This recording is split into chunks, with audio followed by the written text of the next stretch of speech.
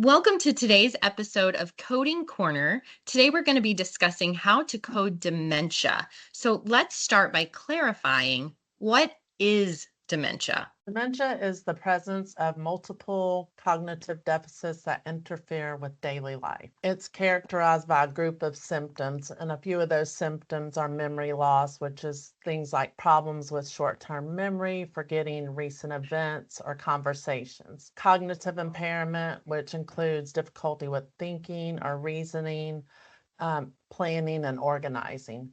Language problems, that's things like trouble with finding words or following conversations or even expressing your thoughts coherently. Disorientation is confusion about time, place, and surroundings. Changes in mood and behavior, depression, anxiety, irritability, social withdrawal, and personality changes. And finally, difficulty with familiar tasks, and that's things like struggles with daily routine activities such as dressing and bathing. As dementia progresses, more severe symptoms may develop, such as hallucination and delusions, that the patient might see, hear, or believe things that are not real. They may have increased aggression or agitation, physical or verbal outbursts.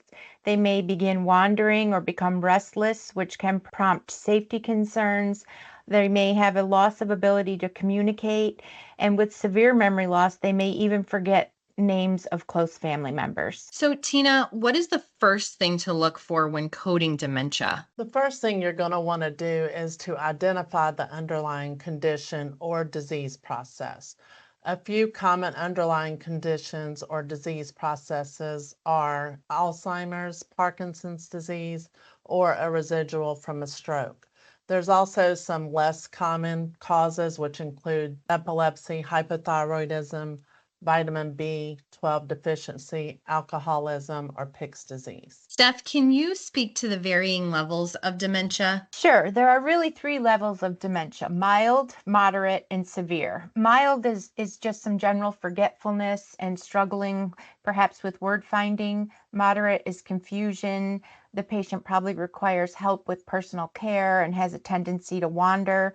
And a severe is the inability to recognize caregivers, reduced language abilities, and increased agitation. If the provider does not indicate the severity in the documentation of mild, moderate, or severe, then you have to code the dementia as unspecified. You cannot guess. Tell us a little more about coding dementia to the highest specificity. The first thing the coder should determine is if the dementia is with or without behavior disturbances, agitation, psychotic disturbance, mood disturbance, or anxiety, as this will determine which code they should choose. So now we're going to take a little bit of a deeper dive into each of these disturbances and disorders. The first one I want to talk about is behavior disturbance. The thing to consider here is that it has two subgroups, which is agitation or other disturbances. Agitation includes behaviors such as rocking, pacing, anger, combativeness, using profanity. The coder should remember to not use R codes as an additional code when coding these different agitative behaviors. Conditions that fall under other behaviors are sleep disturbances, social or sexual disinhibition. Sleep disturbances such as insomnia, sleep apnea, and narcolepsy.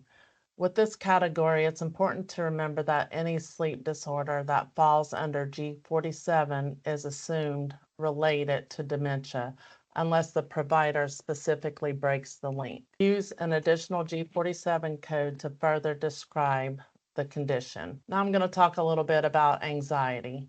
This includes panic disorder, generalized anxiety disorder, mixed or other specified anxiety disorders. It's important to use an additional code for the specified anxiety disorders, such as the generalized anxiety disorder or the panic disorder. However, you also have to remember that you do not use an additional code of F41.9 if the type of anxiety is not specified. It's included in the original code. Stephanie, tell us about coding dementia with mood and psychotic disturbances. Well, it's important to remember that dementia is automatically linked to mood disorders and psychotic disturbances. So, mood disorders, you're really looking for provider documentation of depression, major depressive disorder, bipolar disorder, or persistent affective disorders. You want to use an additional code to further describe the disorder, so something from an F code. And also remember, don't use additional codes for symptom codes or R codes. Psychotic disturbances include visual and auditory hallucinations, suspicion, delusional state, or paranoid behaviors. Remember to use an additional code to further identify the condition if it's an F code. However, do not use an R code as these are symptom codes. Tina and Stephanie, thank you so much for helping us today with the specifics of coding dementia. We'll see you all next time.